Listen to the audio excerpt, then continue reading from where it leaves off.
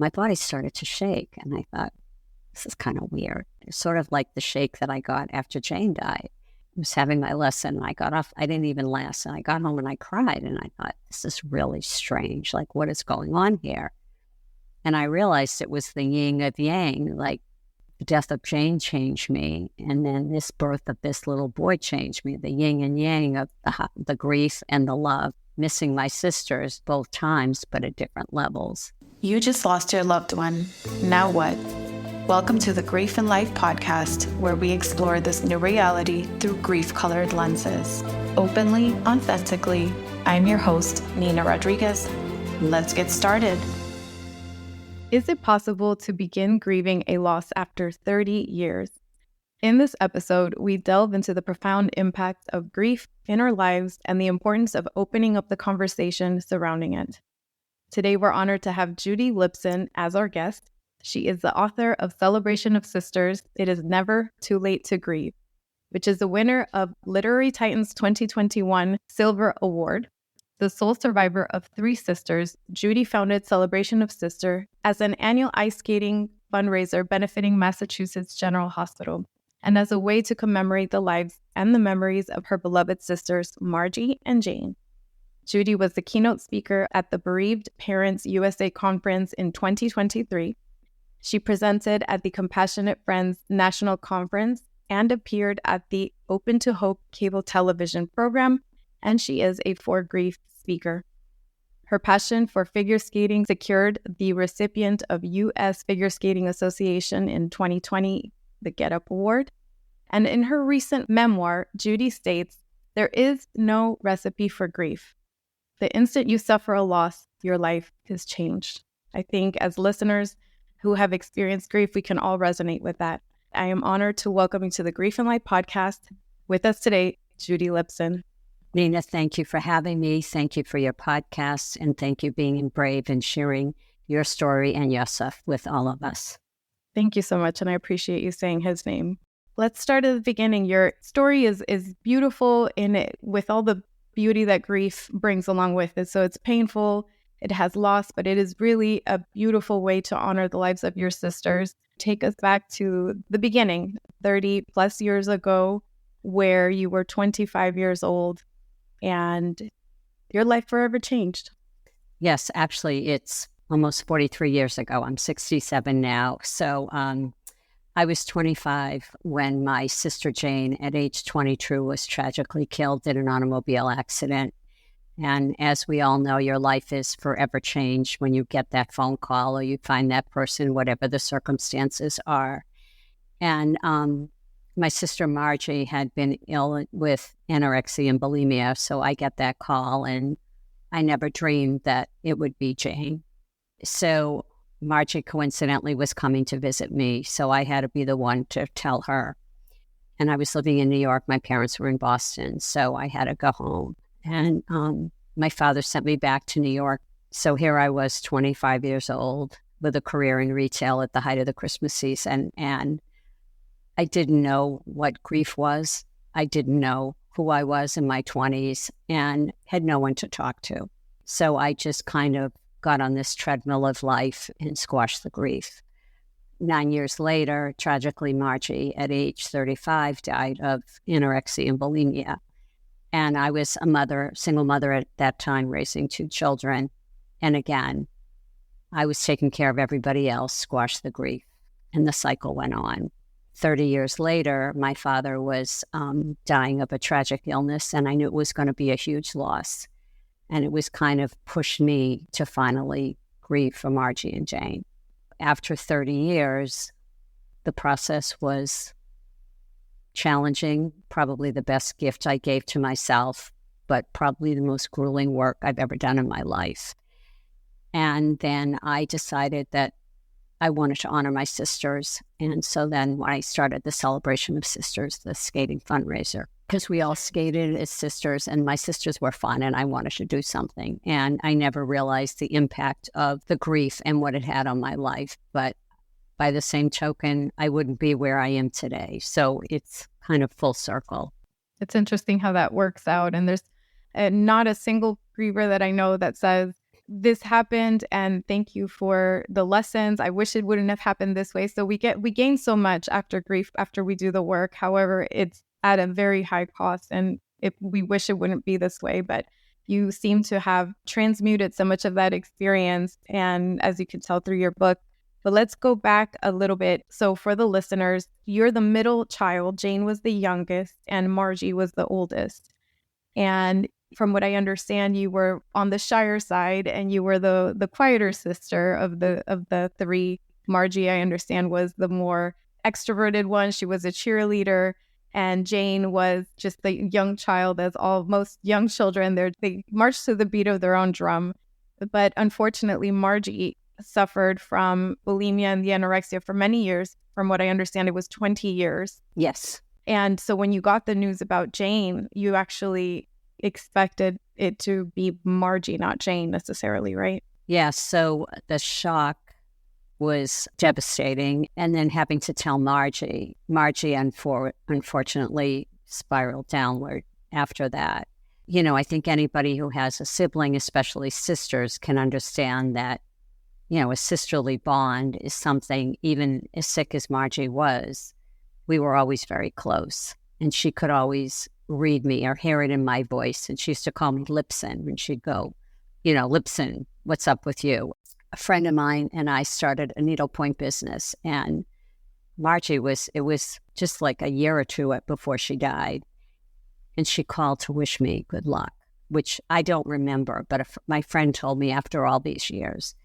So, I mean, that's a bond that sisters share. And Jane was Jane. You know, she was the baby, you know, got away with murder. And I'd always, you know, torture her, but I'd get in trouble because I was the older sister. So, yeah, you're right. I was the middle, squashed between the two of them, and kind of got lost in the shuffle, as a lot of middle children do. And you looked up to Margie quite a bit. And at some point, I believe you even shared a room with her. So you had that extra close bond. Yeah, actually, I shared a room with Jane, my younger sister. Jane. But Margie, I used to rearrange her room. She'd go, Lipson, come on, let's rearrange my room. And she'd say jump, and I'd say how high, and I'd go. One would understand losing Jane, and when Margie found out, and you said that just completely put her in a spiral that ultimately 9 years later ended up in her own passing. How did the loss of Jane differ from the loss of Margie in terms of your coping abilities or experience with grief? With Margie, I always knew that her life was in peril so many times. So I sort of knew, but I didn't know. But it was still a shock. And I was a mother when Margie died, so I could understand more sort of what my parents were going through. The pressure on me more to be there for my parents, and the burden of taking care of them was greater after Margie died than when Jane died. So I never had time to even think about me, or my grief got greater after Margie died. With Jane, I think I was younger, and I was in this crazy retail career and going that when I look at back now, I would just kind of zone out at work, and I was probably going through grief, but I didn't know what it was. I just kept going at this pace, and I would get really tired, and, you know, somebody who was so in control of my life. And I do remember going back to work for the first time, and I started to shake. I was grieving, but I didn't know that I was grieving. And two things I want to highlight there. Grief is such a physical experience. I was very surprised by that. I don't think many people understand how physically it manifests. So the shaking is, and you said back then you didn't understand it, but that is such an intense experience that really, no pun intended, but shakes you to your core in trying to understand what's happening, because the shaking feels like here you are in your body and yet you're not in control of it. And that's a lot of the experience of grief. And the second thing is you were 25, you were starting your career, you had a busy schedule with the holidays. And from what I understand, your boss was, let's just say, not very supportive of this very difficult period in your life. Could you say a little bit more about that? No, it was Christmas season in retail. So the sales, you know, were contingent on that intense 6-week period. So no empathy if I cried or, you know, wasn't 100%. I remember I called my dad and I said, I was crying, and I said, I can't do this. He kind of kept the family together because my mother was completely falling apart. And I don't even remember what he said. I had to just power through. I mean, I couldn't fall apart. It was not an option. I had to be strong. I couldn't do it. As much as I could, I went back and forth to Boston. You're dealing with your own grief and also looking out for your parents. You said your mother especially had a very hard time. I'm sure your father did too, but there's more pressure for him to just be that pillar that everybody can rely on at that time. I want to read this excerpt from your book. It says, "There will come a time when you won't remember your sister," she said softly. "Her words stayed with me for 3 decades. I often felt tortured because I could not remember everything about my sisters after they passed. The week after Jane died, I was still in a complete fog, unable to believe my sister was gone. Yet, I was whisked back from my life in New York City. I think my father wanted me to resume my quote-unquote normal life and separate me from my mother, whose grief left her hanging by a thread." And I think that's what you're speaking about. And it just shows you how much pressure there is in a situation where we ourselves don't understand quite what's happening, and yet there's this very intense pressure to keep it all together for each other while each person has their own grief to deal with. Right. And that goes back to, I think in one of your episodes, you say people don't know what to say and they say things to you and they don't realize the impact that it has on you. In hindsight now, I mean, that was just such a jarring comment to say to me, because by my squashing the grief and my parents unable to talk about my sisters because it was too painful to them, a lot of the memories were lost. And that did haunt me, when I went through therapy and looked at the pictures. But the truth be told, are we really going to remember everything, like what their favorite color was? Does that really matter? It doesn't really matter. But it was something that really haunted me, and I couldn't remember. And now I can look at the pictures and I'm like, there's love in the pictures, the way we're holding each other, the smiling at each other. And I looked at the picture of Margie at a birthday party and my oldest grandson. There's such a resemblance. I mean, those are the things that I need to remember. I don't need to remember every minute detail. And it took me a long, long time to make some peace with that.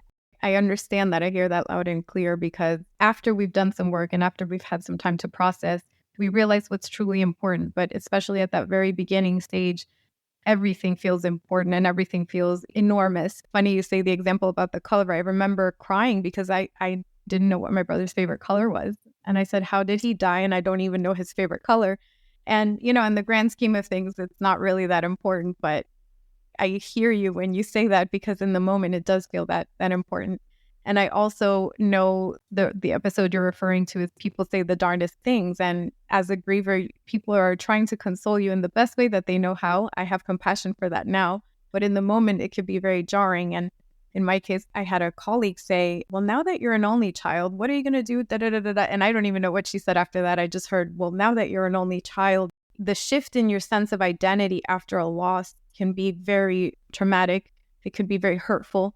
But like we were talking right before the show, you now say, I am one of 3 sisters, whereas maybe before it would have been the hardest question to answer. So could you tell us a little bit about that experience, how that's shifted for you over the years? When Jane died, I went through, well, who am I now? Am I the youngest now? And then when Margie died, am I the only child? I mean, as the middle child, I was always backstage. And now I didn't want to be the center focus. Like, what is this? I don't want this.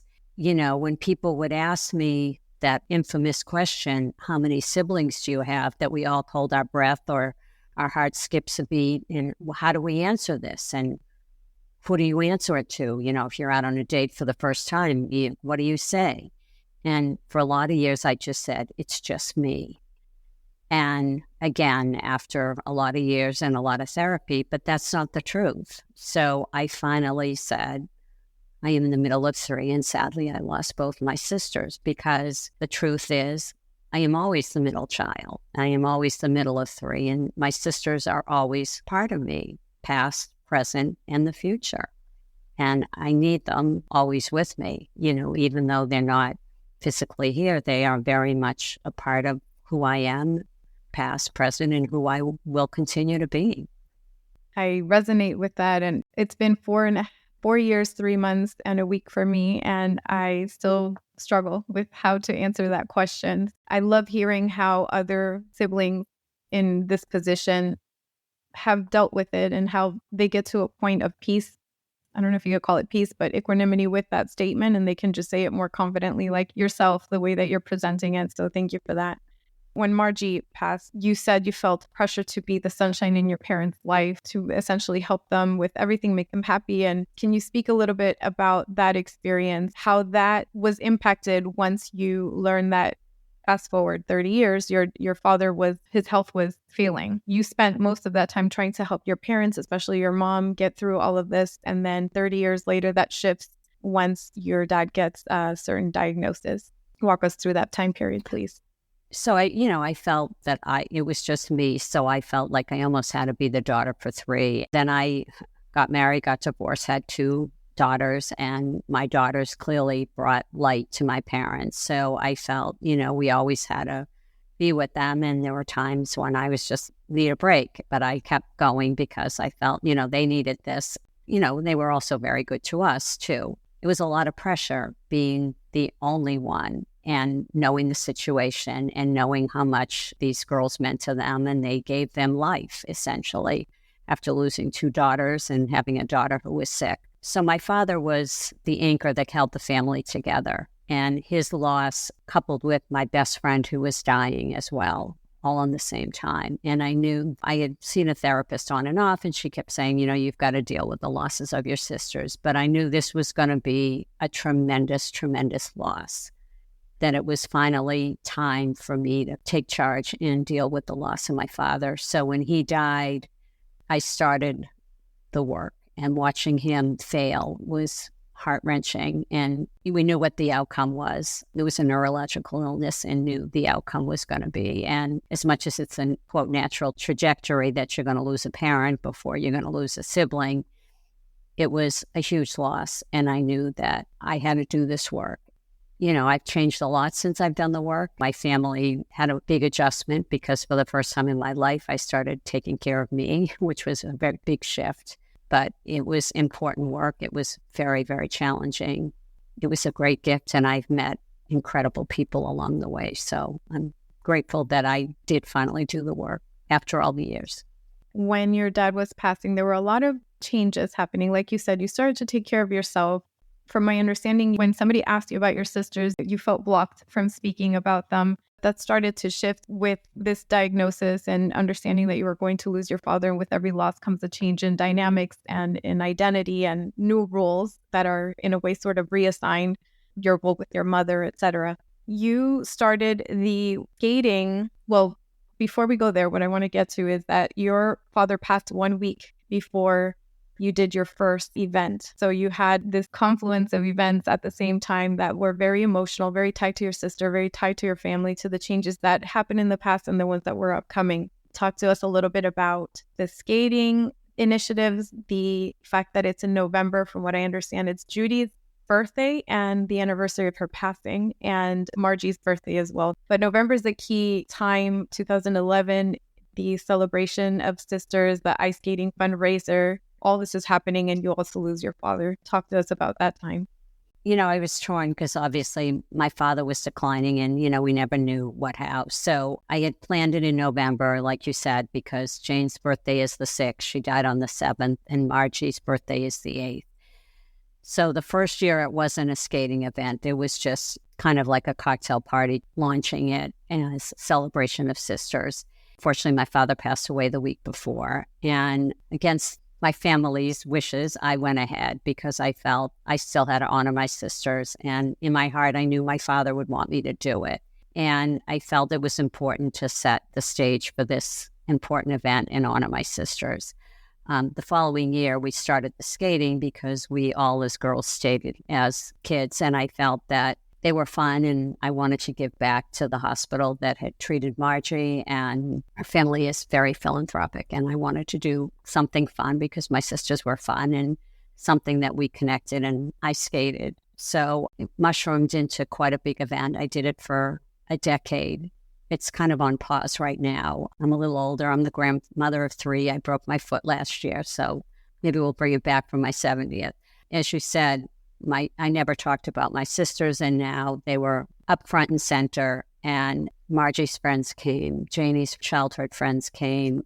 One of Margie's friends came, our childhood friends that we've known, our whole lives. And he saw me skating and he said, like tears in his eyes, and he said, when you were out there, you looked just like Margie. And then I started to cry. I said, that's the biggest compliment you could have given me.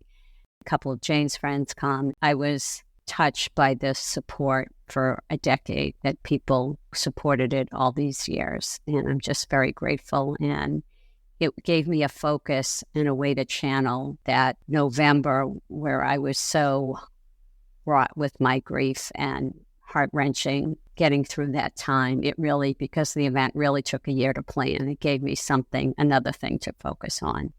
And I always say this is how we get to love them now. They're not here in physical form, but sometimes through these acts of love and these celebrations of their life is what our continued bond looks like in the after. In a sense, we get to know both of your sisters and your family through your work, through your story, through your performances, through all of these years of sharing them with us. And I think that is beautiful. That's how we get to carry them forward in our lives, and they get to live on in a way because thanks to your work, we get to know them. That's very powerful. And I know that your mom was a little bit resistant to all of these beautiful acts of love that came from your heart. I believe she's still with us, correct? Yes, she's 92. She's, wow, that's amazing. Good for her.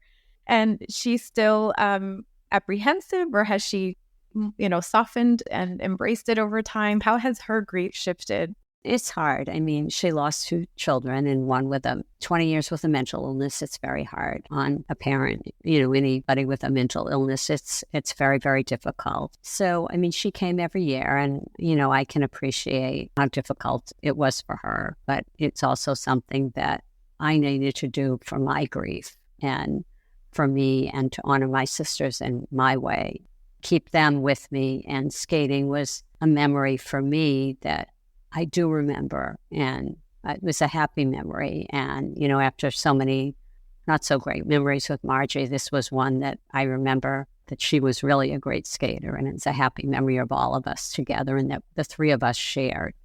It was my way of honoring them, and that was important to me. You decided on ice skating, and the first time you had, I believe it was 50 guests, and that's grown over the years. You've been able to raise $80,000 for the cause. And the last performance, which I believe was in 2021, you had almost 200 people in attendance with over 90 skaters. So tell us how that has evolved over the years.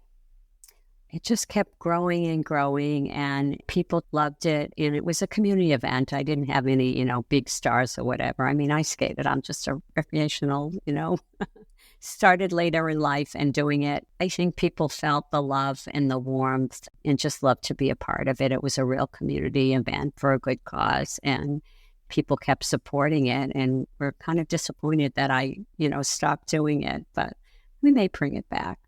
It's part of the grief evolution where it looks different every year. We have to honor that. And sometimes, it is a lot of work to put these events together, but it sounds like people really appreciate it. And I know that some of their friends have been in attendance, and you get to remember them and honor them and have that community again. I understand that the last performance, you performed by yourself. You did a solo performance, and you felt like they were with you. Could you talk a little bit about that and share that moment? I kind of feel like they're telling me, Judy, you've got this, like each one on my shoulder when I get out there. And I just feel them when I'm on the ice. I mean, I'm so nervous when I get out there. I like shaking like a leaf, but I just feel like they're out there. And I can hear them giggling, like the shy middle sister who is out there performing is just something I could never imagine that I would do. I would never talk to anybody. I was so shy that here I am performing in front of 200 people is beyond my wildest dreams. Performing and writing a book. You're an author, you're a memoirist, you are doing live interviews. Thanks to that, we get to connect with you and share your story. It's bittersweet, obviously, but it's important. It's very important to share these stories. I want to talk to Judy, the author. What was that process like? You work with editors and you worked with a publisher that you really like. But what was that experience like? How did you decide what to put in the book, what to leave out? How did you decide which scenes were most important for the story? And I ask that because in wanting to honor our loved ones, everything's important or everything feels important, but we can't write absolutely every detail or we would just have like an encyclopedia level novel. So how did you decide what was going in and what was staying out? I was very fortunate that, unfortunately, when my father died, I was in the support group and the woman suggested I start to write. I mean, at 65 to get a book published is like absurd. And I had written for the Open to Hope Foundation some articles. And when I fell on the ice and got a concussion, I couldn't do anything and listen to podcasts. And that's how I found a coach. And it took a village to help me write this book. A lot of editors and developmental editors, a wonderful publisher and all of that. And I wanted to write it to help another sibling so that they wouldn't be alone in their grief. And that's why I wrote it. And I'd hoped, being a very private person and sharing my story, I just hoped I didn't want somebody to be alone and to also know that it's never too late to grieve. So I didn't reach out to any of Margie's friends or Jane's friends. I just wanted it to be what I remembered. So I just wrote from my heart and what I remembered, which I share my journey and hope that, it would help everybody else. And I didn't really go into my parents' story because it was really my story and my sister's. When we started their fund at Mass General Hospital, the doctor said to me, you really need to write about your sisters because people really need to know who they are. So that was sort of in the back of my mind too. So I tried to remember stories and to share who they were and also to bring back some memories to me. I wanted to get the message across that it's really never too late to grieve. And I hope that in sharing my story, somebody else would resonate. Maybe they'd reach out to somebody and not be alone, because I think that's the hardest thing. Grief is challenging enough, but that feeling alone is an added layer that makes the grieving process a lot more complicated. And I've just spoken to a variety of bereaved people from different walks of life with different losses. And one common element is, I wish we didn't feel this alone. In your particular case, it's even more unique because you lost two sisters. Some people lose one sibling. It's not as common to lose more than one. So you suffered multiple losses. 30 years later, when the situation with your father's declining health showed up in your life, that adds another element. And then you had a friend as well who had a terminal diagnosis. So it's layers upon layers upon layers. It's still to this day a complicated topic because there's a lot of people who don't understand grief. They don't have the words. But it was even more complicated then because there wasn't this public discourse that's happening, thankfully, more and more every day. I know that you work with Compassionate Friends, and they were the first organization that I was able to find when I searched for help after my brother's passing. What has your experience been with them? I know that I believe your first time participating in a support group was not the success story that you necessarily thought it would be. How has that shifted over time, the public discourse on grief? How has it shifted with your understanding of how powerful groups are and the need for this public discourse? The shift has been phenomenal. There's Compassionate Friends, there's the Bereaved Parents USA, there's COPE. And through the pandemic, there were a lot of Facebook groups. But it's also important to recognize that as an introvert, a lot of introverts out there, groups might not be the right fit for you. I'm in a sibling book group because groups just aren't for me. And I can read a book and go and chat about the book or whatever. Even if you go to a conference, what's the nice thing about it is that chances are you can meet one person to befriend, and as long as you have one connection, because sometimes groups don't always work for everybody. And sometimes a group might work at different points in your grieving process. Some people need to go the very first week. Some people need to go 5 years, 10 years, 20 years. The most important thing is what works for you. And something might work today, might not work tomorrow. And that's important to recognize too. But the shift that there's a lot more out there, I'm glad that more and more siblings are sharing their stories and writing their books, because as somebody once told me, there's more books on pet loss than there is on sibling loss out there. I think it's very important that, these podcasts are out there, that people are sharing their stories, and that sibling loss is more and more recognized as an important group that needs compassion and understanding as well. It truly does. And thank you for highlighting that. Siblings are often called the forgotten mourners. If you lose both of your parents, there's a word for that. If you lose a spouse, there's a word for that. But if you lose a sibling, there's no word for that. And it's an area that is not as commonly talked about until recently. It's changing now. It leaves us with what they call disenfranchised grief. And we feel like we don't have a home. We are not justified in being able to speak about our experience or about our siblings, or it's just this very gray area that deeply affects the grieving process. So talking about it is important. These were our experiences. I lost my sibling and you lost your two sisters.